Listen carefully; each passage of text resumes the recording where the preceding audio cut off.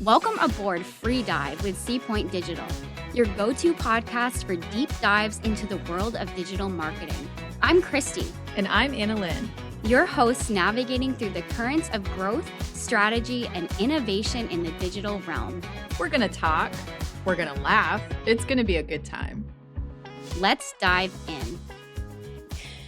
Welcome back to another episode. I'm so excited. I'm finally back. Anna Lynn's back in the studio, which is very exciting. That was dumb. Pretend I didn't No, do that. she did it. And you don't even understand the struggle it took to get here. And we both have bad attitudes.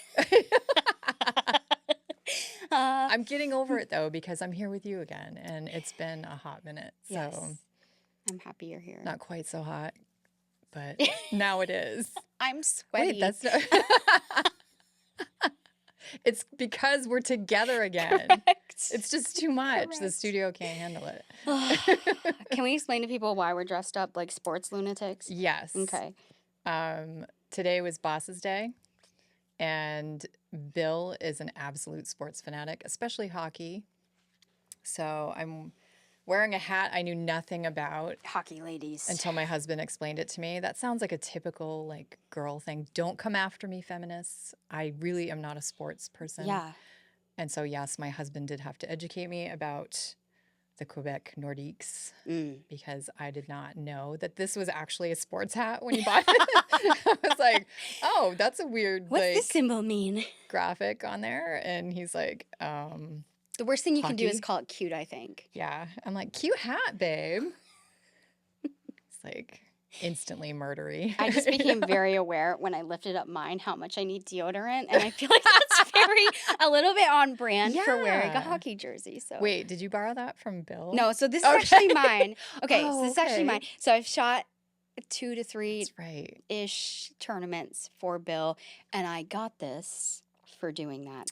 I'm shooting another one next month. Nice. You should come. I You should wanna try to come. come with me I want to come because it's I was very, sick. very fun. Yeah. And I'm team captain. I want to come so- so bad. I saw your video from the last Yes. time you went, and I'm like, I should have been there. Okay, I so should've you been should there. you should try to come next time. Yeah. I get free stuff. You can have Oh, free stuff. What do I have to do to get free stuff? Show up. Hmm. Show up. Participation trophy? Yeah, yeah. Okay, can we Well, talk about that can we too? make Tim give it to me? Oh, if Tim came, we played a game this morning. It'll be on social media. By this point, it probably already would have been. And Tim had a bad attitude. Number one, let's talk crap about Tim for a second, can Yeah. we? First of all, it's fall, which automatically takes him off. This will prove. Tim, are you listening? This will prove it. He didn't want to dress up for sports day. I didn't think he had. He came in, he's wearing like a button up, He's like, slacks. yeah. I'm like, you didn't even. He's like, I am dressed up. For what? He was not. For fishing? Fishing's a sport. No, man. That's not what I said. Oh, you wound him up so good, And though. he's like, I could have dressed up for hunting. when you told Hunting's him a sport. When you told him fishing wasn't a sport, I thought his head was going to pop off. It was awesome. So good. And then I made it worse by being like, Haley dressed up as a cheerleader. Cheerleading's a sport. It was awesome. It Well, was worth coming in just okay, to if see he was that. going to dress up for fishing, though, he could have at least worn his waders. Right? Yeah, like make it obvious. All he He did- put his sunglasses on and was like, a fish. I'm like, No. All he did was for wear what? dress clothes. Compliments? You fish in your dress clothes? Yeah. No, I've been fishing with him. He didn't look like he did that. not look like that. Yeah. Anyway, done with Nope. talking. And then he was mad because we gave everybody a trophy, a little Yes. trophy. Okay, yes. We don't have one to show. Yeah, but- they're like these little. Bring one to the set, please. Yeah. Thank you. You're amazing. Everyone got a trophy. And he was ticked off about that too. Because he Yeah. was like, there are winners and there are losers. You don't get a trophy just for participating. There are children here, Tim. And I'm like, you know what? We don't need a life lesson every second. That is take Sometimes we away can from the just have episode. fun. Take away from the episode. You don't need a life lesson every second. Sometimes you just need a A stinking trophy stupid little plastic trophy. to get you through the day. Yeah. Like, Yeah. And did he even get a goal? No, he didn't. Oh, I did. I did too. So Oh, I guess did. I earned mine. Yeah, he didn't even earn his. No. I'll take it back. It's because he wasn't dressed right. Oh, we were dressed right. Yeah. We were ready for hockey. The He universe misunderstood was the like, assignment. no, sir. Okay, now let's say one good thing about Tim. So He has nice hair. he does. He's good at lifting stuff for me. Yeah. I like how he changes the water. Yeah, I do. Bottle out like that on too. the He's capable of turning water on the cooler. TV. That's true. Yeah, he's good at Yeah. that. In fact, yesterday, man, I took a screenshot of it, but I didn't post it on Instagram. I messaged him and I said, "Hi, it's me, Christy. Hello." I said, "It's the season of putting my fire back on for me." And I said, "And it's always the season of coming down to say good morning to me," because he had not yet. He's slacking on It that. was 30 minutes into the day. Oh, come on. There's no excuse. No excuse. Actually, he said, I suppose it is. I'm on my way. And the Google the Google responses were, "Okay, see you soon. Okay, and drive safe." And you're like, none of those. None of those. Anyway, we love We're you, not Tim. here to talk about Tim, though. I don't know how we got No, talking about Tim. It's my fault. I love talking about It's him. okay. We have to, like, just get in our Yeah, digs when we can. get in our because digs when he's we can. just- But we love you, Tim. We do. Anyway, what are we here to talk about? We're going to talk about other men. And women. And women. Yeah, we just went to the Agents of Change conference in Yes. Portland, Maine, Yes. last week, hmm which was really cool. We went to that. It's our first year going. We went because normally we go to Inbound every year. Yeah, we're inbounders usually. And so.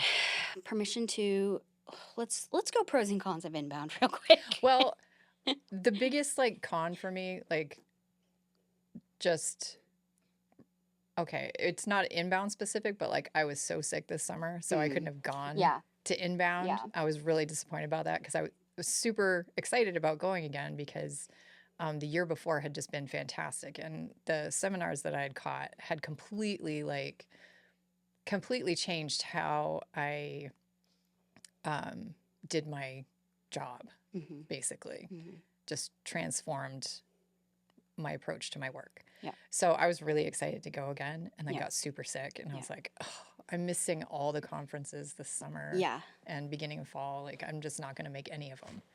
So when Bill was like, I'm going to send you there, I was like, okay. Didn't know what to expect. Yeah.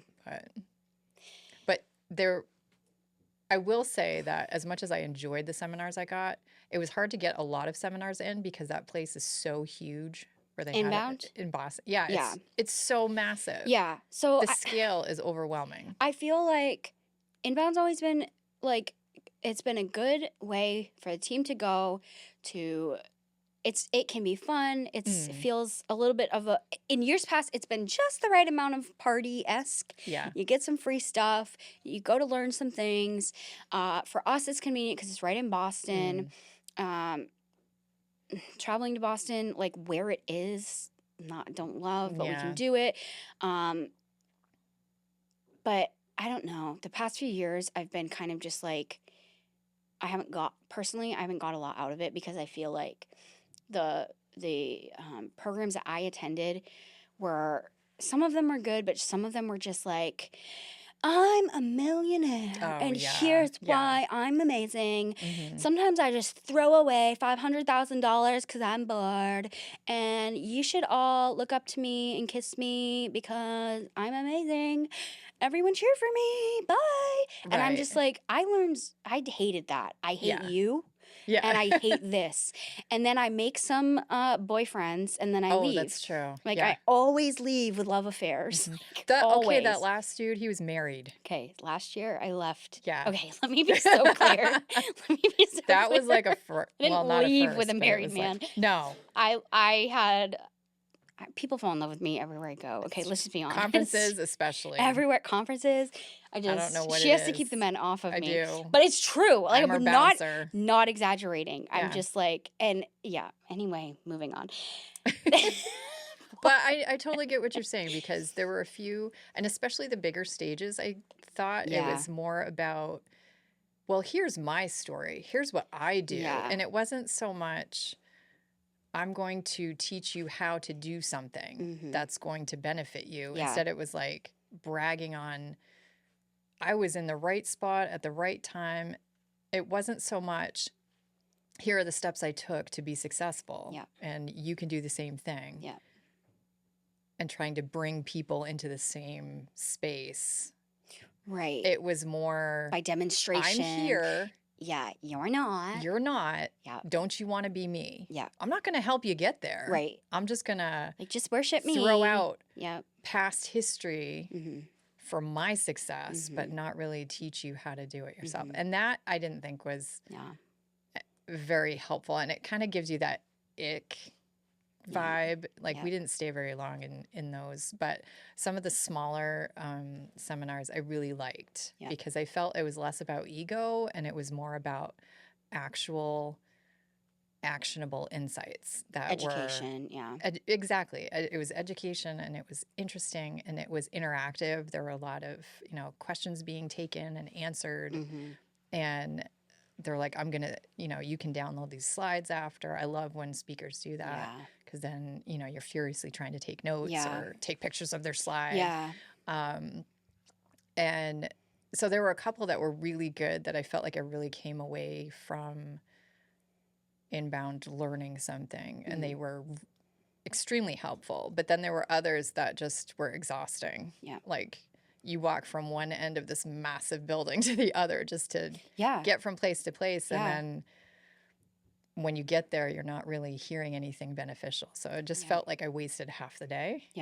People just want to step on a stage to brag about themselves. Right. I literally went to a talk where a guy was just like, this is like last year. Talking like about his I was watch. bored and so I don't remember what he was like. I bought like a $50,000 car and then threw it in the trash. And I'm just like, okay, dude. Like why do we need to know that? You're literally just bragging about all your money. It's not I'm not here to listen to that. And I really don't like you now. And I've checked out now. I don't want to listen. I'm standing up and walking out with my new boyfriend. I'm going to have to break his heart for you. So finding a new conference to go to that was closer to us, that was like a tenth of the price. But I wasn't sure what to expect, honestly. I wasn't sure what to expect either. When I saw the price point for the tickets, and I'm thinking, okay, and listen, I am a Mainer. I grew up in Maine. This is not shade to Mainers, but we have a very particular way of doing things. And it's not always like the same level as the rest of the country. I don't know. This isn't coming out right. But Mainers have a very Maine way of doing things, I guess, is what I'm trying to say. So I wasn't really sure what to expect. Is this going to be Boston level or is it going to be very Maine? And cheap, I didn't know. And with the price, I didn't go into it expecting to come away from it with any of the same like caliber tips or more. Right. And so I was, open to seeing like, okay, let's give it a shot. I mean, it's close. Portland is so close to us, and it was just easy. I love Portland. It was easy to get in and out. The venue itself was a little bit claustrophobic. Because there were so many people there. But in a way, I liked that it was smaller. Because it was easier. We were like, there's 3 to 4 rooms where the talks will be. That was fantastic. And I was like, I know where everything is. They're close by. When we separated, it was like, I'll be upstairs. And it's you not knew what that meant. It's not going to take me 5 hours and 15 texts to find you. When we separated inbound, it's like, maybe I'll never see you again. I know. Maybe we'll find the car. Meet you back in Maine. Right. Yeah. Your boyfriend will give you a ride and I'll just walk. I don't know. Yep. Yeah. So I loved that a lot I love that there was the majority of the day I could spend just in one auditorium. And then there were, rooms that you could go to catch other things, but it wasn't like this big I didn't need a map, which I loved. Yeah. And I loved too because I wasn't like rushing to and from, one side of the building to the other. I was able to catch more talks than I did at inbound. Yeah. And, there's a whole process because it's a different scale. At inbound, you're registering and you're having to make sure you're there early because there's going to be a line. Yeah. And Yeah. I think it's an experience you should definitely have as a marketer. Like you Yes. should Yeah, go I agree. at least once. I agree. Especially if you are part of the HubSpot universe. Yes, like, definitely. You need to go. Yeah. And I think it's valid. But I very much appreciated Agents of Change because it was less expensive, closer to home, a much easier venue to navigate. And the caliber of speakers was, I think, on par with inbound. 100%. Yeah. And I know speakers that have been to Agents of Change that have spoken at inbound as well. Oh, yeah. So it's like you're getting the same quality, but we get to be closer to home, which is great. Yeah. So I think if anyone has the opportunity to, now that it's going to the West Coast next year, Inbound, if you're on the West Coast, close to the West Coast, and you have the opportunity to go, take advantage of that and go just so you can experience it. But if you're here on the East Coast next year, you can't fly your team out to the West Coast or you don't want to. Yeah. Check out Agents of Change because it was really good. I left feeling just as excited as I did from those inbound courses that I sat in on, because of the insights that we took away from the speakers here. Like I got the same feeling of it. Like, okay, I'm learning something that we can definitely use. I was just much less exhausted, frankly. Yeah. Much less exhausted. I got more out of the day. Yeah. Because it wasn't such a... It was slower paced. Yeah. Like the parking garage was like you walk out of your car and straight into the building. It was like we had lunch as part of our ticket. We had a lunch break and we were able to sit outside and chill. Like we still got to take our dumb photos together. Like just all of that. So yeah. And we just left when we wanted. Like we decided not to stay for the drinks at the end just because we, are both chronically ill. And I decided to just not take any boyfriends home this year. So yeah. I think I did some preemptive screening. I really did. Because there were a few like checking you out and I was like, this is making me sound really bad. It's jokes. No, you can't help it. It's jokes. You can't help it. I can't help it. You put out a vibe. Yeah. I don't know what it is, but... I don't know what it is. In the comments, what do you think it is? No. So should we talk about who some of our favorites were? Yeah, pick We've out spent some like of half your... our time just... Yeah. We're going to have to edit this hard. Oh my God. No, I'm not editing anything. We haven't been together. The problem is we haven't been together in so long to do a podcast. We've been doing like these remote ones, which fine. But we haven't done this. You know what? I thought about it, Kevin, when I had Kevin on the podcast, and he was talking about how you wished it was me. Oh, he was talking about how there's just a different vibe doing it in person and watching it when people are in person versus. And then I'm picking up him being like, "So if you agree, put it in the comments. You can chat GPT that." So, anyway. Favorite Agents of Change parts? You go first. Okay. Yeah. So I really loved, there were a few that I liked, but one that I really loved was John Jantsch from Duct Tape Marketing. Mm-hmm. Yeah, that was the first one, right? He was fantastic. Rethinking the customer journey? Yep. Yep. And I thought it was great because essentially he's like, the traditional funnel is dead, which shouldn't be a surprise to anybody in marketing these days because, that funnel, the ADA funnel, the awareness, interest, desire, action, that was first created in 1898, but it's still the gold standard. Isn't it weird? Yeah, it's very weird.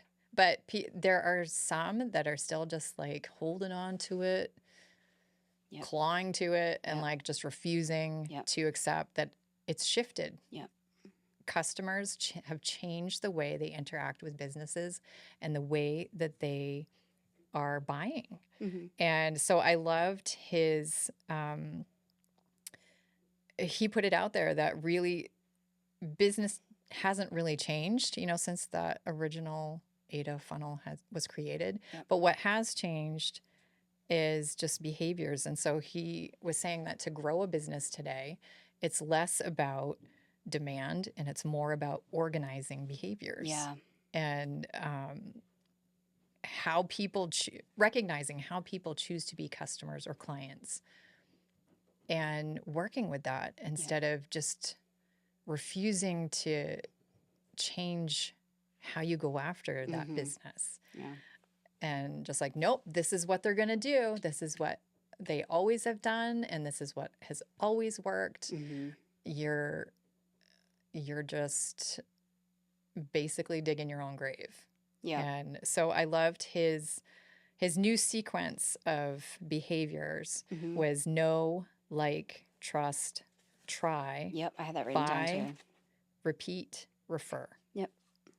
It's more steps. Yep. And it's more of a process. So that means you really have to understand and know what each of those steps are, what they mean, and then how to fulfill those things so that they will do each of those things. And he was talking about during that, just like leaning into how we choose our customers and we choose our competition. Yes. Yeah. We attract and we repel. Yeah. By doing that. Yep. Yeah.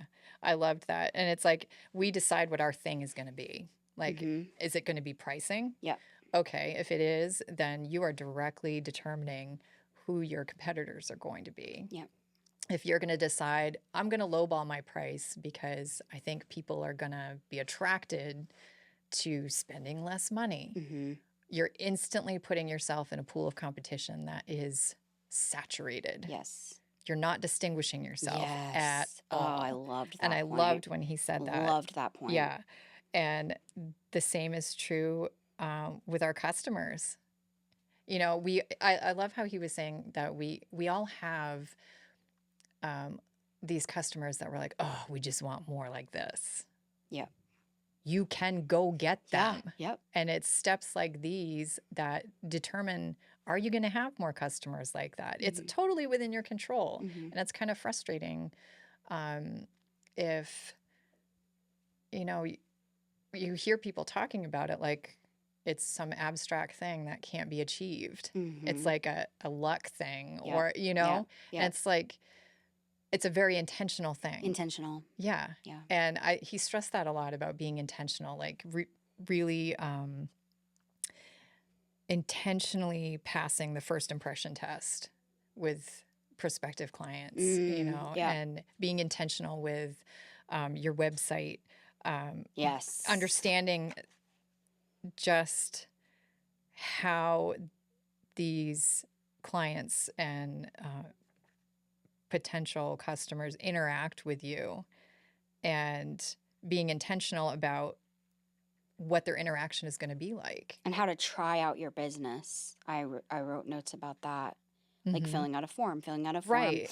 Is just a way to try out your business. Calling, listening to a video, a webinar.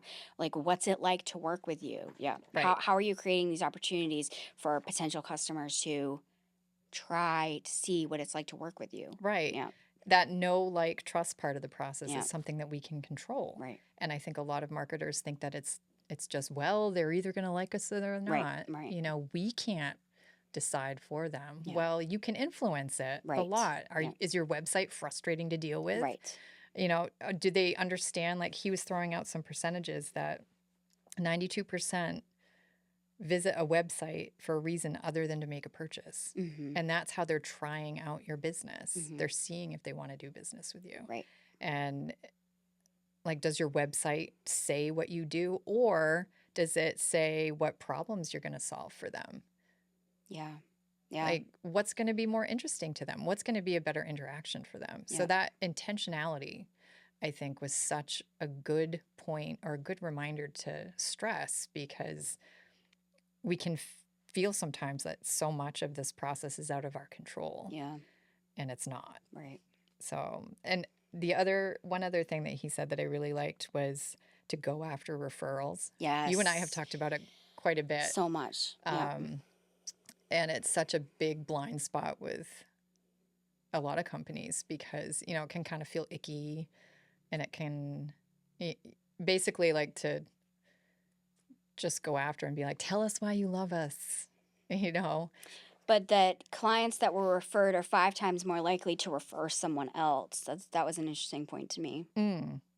Yeah. The percentage that stuck out to me was even if you have across the board happy customers or happy clients, only 29% of people refer a business that they love. Yes. Which is, it's okay, but it's still pretty low when you think about it. I know when I love a product or a company, I tell everybody. Yeah. Because I'm like, it either made my life easier. Yeah. It produced something that just was fantastic. Yeah. You know, and you want to tell people when something was successful. But I loved his point that when we use referrals, it's like borrowing trust, which can help build trust with new customers or clients, which is far easier than like starting new with someone. Yeah. And I Yes. really liked that thought of borrowing trust. Yeah. So it's something that shouldn't be overlooked and that we should be going after more. And that was one of the things I'm like, we need to do this more. Yep. I already feel passionate about Most that. likely anybody listening also needs to do Oh, that yeah. more. I'm sure 'cause everyone can work on that. It's the one thing, unless you're super on top of it, you kind of just, well, people will talk about it if they like it. I feel like it's one of those things everyone can probably improve in. Yeah. Yeah. Yeah. I feel like we only have like 10 minutes left, so let's keep moving. know. So I had next 10 AI methods of B2B content and lead gen. Oh, from Andy Crestadina. Yeah, Yep. he was great. Yeah, I really liked that a lot. Just kind of going through some AI. Was this the one that was AI tools? He talked a lot about prompts. Okay. I loved this. I took away a lot from his talk because I wasn't really into AI at all a few years ago. Like, hated it, thought it was dumb. Yeah. And was like, just didn't want it anywhere near our writing team because I'm like, it's not a writer, it's producing crap. You know? And this kind of got me thinking on like certain things that he said really got my brain spinning. Like AI think that it stands for assume incorrect. Yeah. Like, don't trust AI, trust yourself. Yeah. And that's something that's like, you do have to think about that when you're using it. You do have to assume that it's not giving you accurate information or that it's not writing correctly for you. You can't just spit into it and assume it's spitting out. It's not a better version of you. Right. That's what I think writers sometimes forget. Yeah. It's a tool. Right. It's a tool. It's like, I explained it. My husband asked me once, he's like, when I told him that I had used it to write something, and he was like, so it wrote it for you? And I'm like, no, let me explain it to you this way. Say you're building a house. It's like using a nail gun instead of a hammer. Yeah. Yeah. It's a tool. Yeah. It's not you. Yeah. If you use it that way. It's not going to build the house for you. Right. You still need to be there. Yeah. But it can make it easier for you to do your job. And that's one of the things that Andy did so well in his talk, was explaining how to prompt ChatGPT, as an example, to create better content. I loved his thought to create AI personas for clients. Yeah. And then prompting that instead of just a straight prompt. And because he said this sentence that really stuck out to me. He said that the world does not need another mid-quality blog post. I wrote that down too. I loved it because that is 100,000% totally agree. Yep. thought from the beginning. I thought that's all the AI could produce. Well, and he also said if you can write a prompt and get a response in 10 seconds, so can your audience. Exactly. All it does is summarize what's already on the internet. Exactly. That's what it does. Exactly. It's not a human writing. It is summarizing what's on the internet. So if you Right. can do it, So can your client. so can anyone else. So can So if anybody. you're just using what's spit out from it, Yeah. anyone can do that. It's you as a human Yeah. customizing it. Yeah. Right. And someone as a skilled writer, like that's the thing too, because there will be people out there who would be like, I don't need to hire you for this because can't I use ChatGPT too? Yeah. Yeah. You know, I can do this all myself. Yeah. You still have to be a writer. Mhm. Like you need to have the skills behind. That's like, I can't go build a house because I own a hammer. Right. Well, I can swing a hammer. I cannot build a house. Right. It's the same mentality. Yep. And so I loved his insights on how to use this as a tool to really differentiate your content from generic content that AI is going to spit out. I liked his other idea that one that he said he did himself was he has an AI codex built into Drive with prompts based on the AI personas that he's created. Mm-hmm. And that helps them to efficiently create content for these clients. And I thought, that's a fantastic idea. That's something I want to do. Yeah. I hadn't thought of it. Like, I've got my writing team using AI and, you know, taught them about prompts and how to get more detailed information. Yeah. And so we're not spitting out this generic content that I cannot stand and won't stand for. Yeah. But I love the idea of having like this prompt library that all the team can like it's already done. So add why to why or do it use. again? Right. Yeah. Right. I thought that was fantastic. Yeah.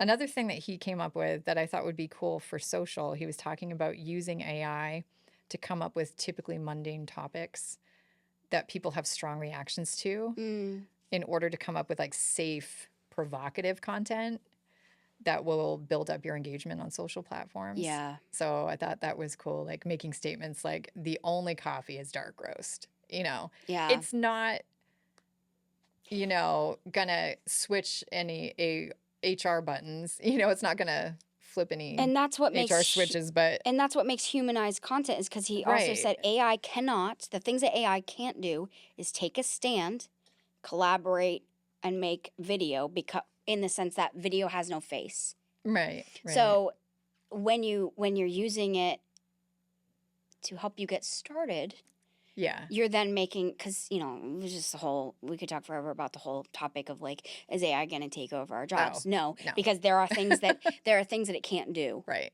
Yeah. Yeah. So, yeah. It was great. Yeah. He had a lot more, but we probably have to. Oh, one last thing that I wanted that really was a big takeaway that I hadn't really thought of before was prioritizing AI to find deficiencies, not efficiencies. So use it to see what's missing and where you might have gaps. And he was giving an example, like using it to recommend SEO edits to pages on your website. Titles and meta tags and primary key phrases and semantic related phrases, like asking it what's missing. Yep. Or, you know, are there any topics pertaining to my client that aren't being covered by popular blogs? Yep. Like, is there something more obscure that is going to be super beneficial for this audience that we could fill that need? So I thought that was great. I hadn't really thought of it that way before. Yeah. I've always looked at it as a tool to improve things, which this finding the deficiencies would, but I hadn't ever really connected it to, hey, tell me what I'm not doing. Right. Yeah. I would always ask it to tell me how to do this better. Yep. No, that's a great idea. So I love that. Yeah. One of the ones that I went to that you didn't go to was building your brand on LinkedIn. And I'm not going to get into it too deep because I do intend to make a whole other episode about this. But that was Vivica Von Rossen, and she bit of a LinkedIn professional, and she just went through how to optimize your whole LinkedIn profile. And just to kind of touch on it, she was just really leaning into how people use their LinkedIn profiles as a resume and how that's not what it's for. So, you know, just as an individual, as a company, as a brand, how you can optimize it, what each section is for. You know, what should be in the featured section, what should be in the about section, you know, how to, just, again, briefly, I'm going to make a whole thing on this, but just getting yourself verified, because you can do that for free. Right. For now. Right. Do it now while you can for free before they find out we're all doing this. Right. So anyway, activating campaigns, blah, blah, blah. So, I was like furiously taking notes. Nice. I need to email her for her slides, but So find her on LinkedIn and follow her. So helpful. So I'm excited for that one to come out. Lou Bortone. This is the one. He was a favorite. We're super running out of time, so let's just do this one really quick. Okay. Leveraging AI to transform your video. Yeah. This one is, you and I were just like whispering. Like, we got to get that. We got to get that. We want this one. And we want this one. He was, what I really appreciated about his presentation was he didn't just talk about these programs, these AI programs that he was promoting because he liked using them. He also showed like actual demonstrations of, this is what I put into it. This is what it spit back out. This is how you can tweak it. Like it was like real life demo. Using it. And I thought that was fantastic because you can sit up there and, you know, talk about these things, but seeing it in action, like really, really impressed on us which ones could actually work for our business and actually be helpful for us. And so I thought it was great that he approached it that way. Just the demonstrations that he had. He had to kind of move through them quickly because there were so many and he's limited on time. But he just the way he was able to show, like, here's a brief demonstration of this one, what you use it for. It's cool. And I just liked him as a person because he seems very super intelligent, knowledgeable, and humble. He wasn't up there just being like, no, I'm so smart. Like, he was just kind of like, here's what I know. Here's how you do it. And very chill about it. I was just like, I was super locked into him. Yeah. He was so real and engaging. Yeah. And I think it was because he wasn't about using the marketing speak. Yeah. Yes. Which you hear so much of it. I didn't feel pandered to. No. And you can hear a lot of that at conferences where it's just like, if I hear someone say circle back or level up one more time, I'm going to snap. You know, and he was actually just so, probably the most real of any of the speakers there, because he was just like, here's what I did with it. Here's what you can do with it. Could you do more? Maybe this one might work better for you. It was not his intention at all, but he created little fangirls in us. Yes. We invited him to a waffle party, and I think we're going to make it happen. Yeah, because he's close. He reached... You hear that, Lou? Are you watching? Are you listening? He responded on LinkedIn and was like, I can be there in 7 minutes. That's amazing. I'm like, dude, we're besties I really now. hope he does. Yeah. Well, I do think we could do... if he decided to come, but if he did not, we could do a whole episode on AI video tools. Like some of the tools that he talked about, and he talked about some that were free, like Notebook LM, the Google one that's free. And then he also talked about ones like Descript.com, Pictory AI, Hedra.com, ones that had like minimal monthly subscriptions. And I love that he talked about ones for a wide range of uses, like not just for content, like writing content, but also like podcasting and video. Yeah. I'm excited about those. And they were all at different price points. And he demonstrated from each, like the top 3, I think, that he used all the time. He did a demonstration of each one of those. Like, here's how it could be beneficial for you. So again, I loved his breakdown of it.